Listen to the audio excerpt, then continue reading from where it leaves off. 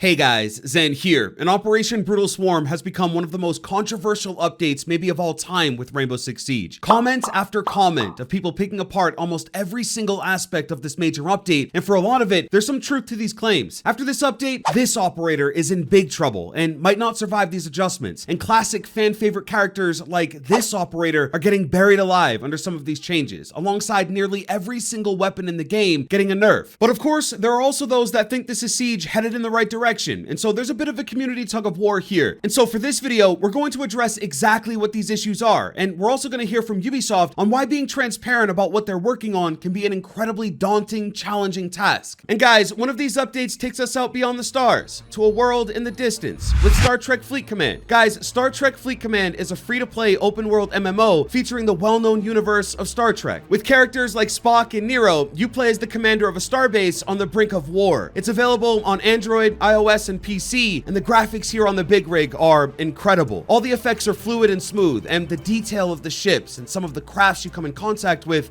are truly impressive. You'll take down invading factions and their equipment while getting rewards and building up your base. Now, this is a new story set in the Kelvin timeline, and so of course you'll come into contact with iconic characters and some amazing ships like the Jellyfish here or the Augur. And as you progress, you can upgrade your tech and increase your performance for even better results. You're able to take part in battles with players from all over the world, and be sure to join an alliance for even more rewards and to mark your territory. And so guys, click the link in the description and go download Star Trek Fleet Command for free. I recommend you download it directly from the Amazon App Store because you'll get an amazing 20% off your in-app purchases with Star Trek Fleet Command with Amazon coins. They're a great way to save on apps, games, and in-app purchases, so be sure to click the link below and head over to the Amazon App Store to get the best experience. Thanks to Scopely and Amazon for sponsoring the video, and now let's get into this. And so first up is this operator. Thatcher has always been fascinating because his roots go back all the way to the beginning of Siege. Back before there were battle passes or even seasonal updates, there was Thatcher, and he was the answer to disabling electronic gadgets when there were only 20 operators in total to choose from. But just like Jaeger, now that there's more than 60 operators in Rainbow Six Siege, Thatcher's utility has become a major pain point, and Ubisoft has now taken its hardest stance in turning down this operator's performance. It's here as the Impact EMP secondary grenade for a handful of attackers, and almost instantly, this thing swirled up a whirlwind for players online. See, the issue is that even when you take two operators that serve a similar purpose, like Jaeger and Wamai, there's nuance there, and the two operators can both compete and complement each other. Jaeger has an infinite gadget, and Wamai can place magnets high up in out-of-reach places for a different kind of coverage. But Thatcher and this new EMP device are literally one and the same. The only difference is that Thatcher's utility lasts longer. Beyond that, the name of the game for both gadgets is to force Defender utility offline and open up an opportunity to push beyond it. As Thatcher, you just throw out the EMP grenade and it's lights out, and the same is true for the Impact EMP grenade. But because they're identical in nearly every way, they simply bury Thatcher and the utility he brings, because these devices are a secondary option for a handful of some pretty solid operators. So for the people who are worried about Thatcher's popularity or effectiveness, it's true that this Impact EMP is a very competitive gadget. Now, if you ever pick Thatcher, you know you're giving up another unique operator gadget that can help with the round in a totally different way, like with Gridlock's tracks, because she's confirmed to be getting Impact EMPs. And even if that's true, I think there are still some upsides to picking Thatcher. For one, he has always had amazing weapons. Both the AR-33 and the L-85 are fan favorites, and they're both some of the best rifles on offense. There's also the fact that you'll get a third EMP with Thatcher, where with Impact EMPs, you only get two. And then lastly, by picking EMP secondaries, you don't get a set of claymores or breach charges or any other secondary gadgets, because of course you opted for the EMPs. And so I think there is still a case for bringing Thatcher along. It's just that this is the first and only time one operator is in direct competition with the secondary gadget for other operators, and it's because they do the exact same thing. Now, there is still the Thatcher rework that's already been shown off, and if you've missed it, here it is. They've got the EMP cooking like Ying's Candela, and it'll change how much radius the gadget affects the longer it's cooked. It's a big change and could help Thatcher take out more gadgets in a bigger radius, but I don't think that's enough to forget about the benefits of taking up an operator with the EMP secondary. And even with this big update, there's one operator that I think is taking an even bigger nosedive, and unfortunately,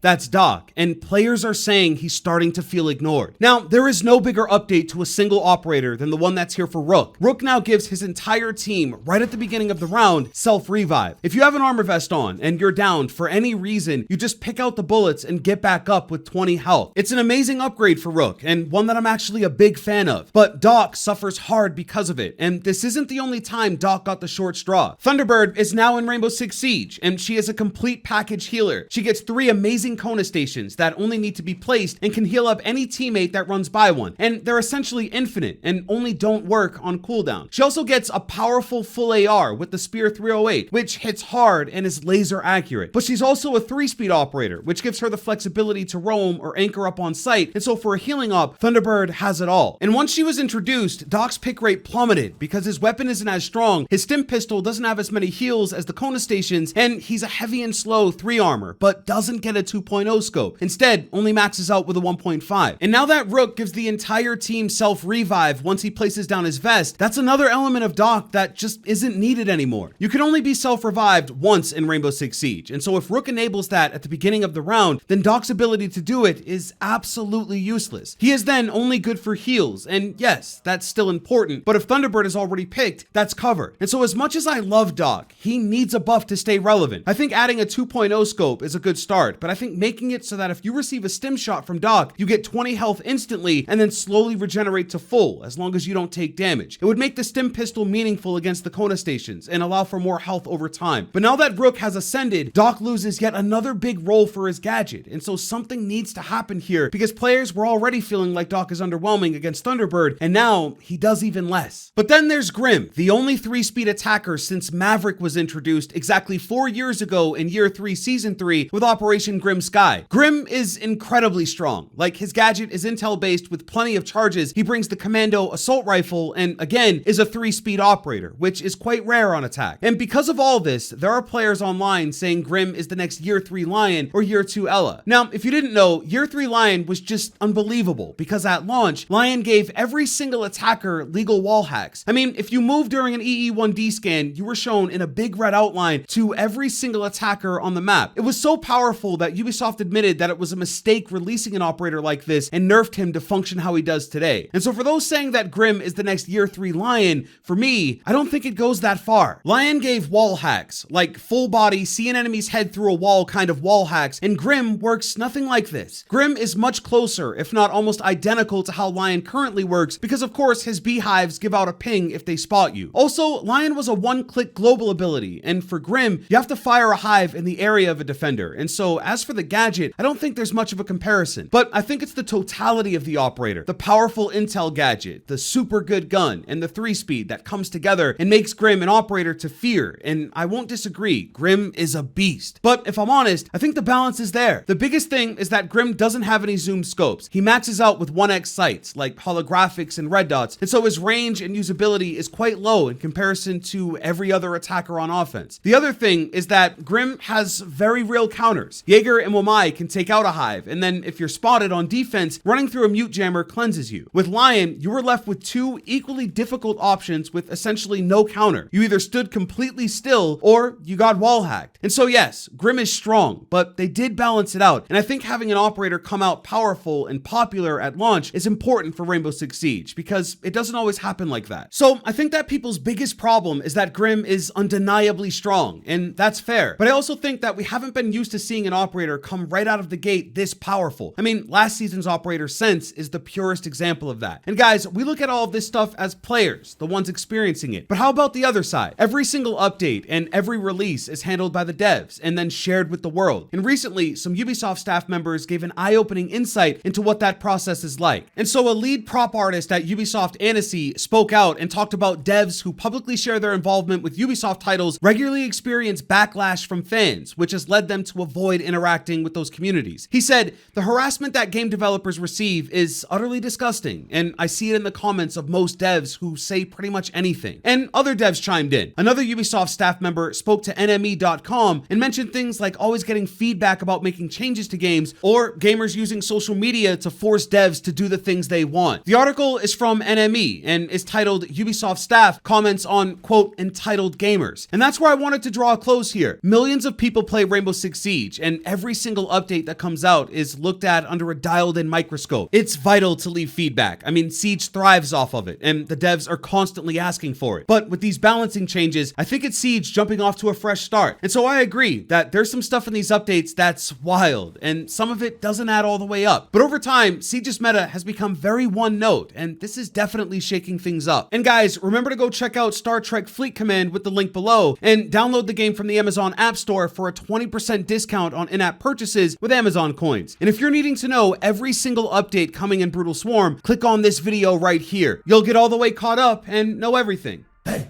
I'm out.